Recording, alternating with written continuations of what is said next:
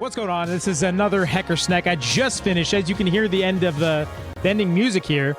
I just finished MIO Memories in Orbit. One of the endings. It definitely gives the vibe that there are multiple endings. We had chat confirm there are multiple endings. I got one ending. It seems like a very straightforward ending. The story was really good. Let's talk about what I liked about this game. What I liked about this game, this is a Metroidvania, for those of you that don't know. It's a Metroidvania based on a spaceship, and you are playing a character named MIO. I think that any Metroidvania flourishes when the progression is tied behind movement. Getting movement upgrades, things that help you traverse the world in a different way or at a faster pace or go further, something like that, extra jumps, dashes, things like that. I think that kind of a Metroidvania flourishes for me. That is what I want in a Metroidvania, is one in which progress is tied, majority of the progress is tied behind movement. And this game did that very well. And on top of it, it was not your typical movement stuff. It was not wall jumps. It was not double jumps. It was not air dashes. It was multiple things. I'm not going to spoil what it was for you, but it's a combination of a lot of the things you expect, but in different packages that are also then used in an additional way in the combat as well. It was a very cohesive progression and combat gameplay mesh. On top of that, speaking of the combat, it was fluid. It was very fluid. The parrying felt really good. Definitely some Souls-like vibes in the fact that, like, I hate using the term Souls-like so much, but it's such a descriptive word at this point. You've got your fucking bonfire style stops. On top of it, you also have places to just kind of refill. But you also have your parry. There is no, well, there is a dodge. I guess it's not a parry, it's a dodge. You have your invincibility frames dodge. You have hit combos in which the third hit does more damage, like different kinds of stuff like that. I think that the combat is very fluid. It is not the most rewarding or particularly exciting feeling combat, but I think it does a really good job of not getting in the way of anything.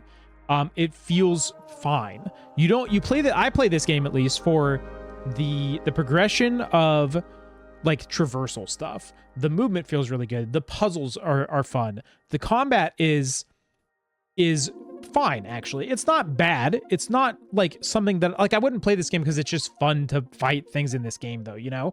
So I think it does a really good job of meshing well with everything. It uses all your abilities. On top of that, let's talk about the art. The game looks really good.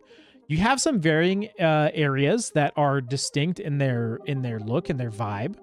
The music matches that very well.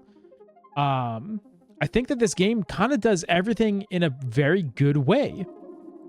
What are the negatives? The save points are oddly spaced. I think a big one for me is there is a tell of an attack coming in that is dodgeable, that is the exact same look and animation as the same animation when you hit an enemy. But other than that, there's not a lot I would change about it. The story is very interesting. There's a world there that, like, I feel that there is more for me to explore. I get the feeling of like what I might need to do or need to find in order to get different endings. There's more to the world that I haven't uncovered. How much, it's hard to say.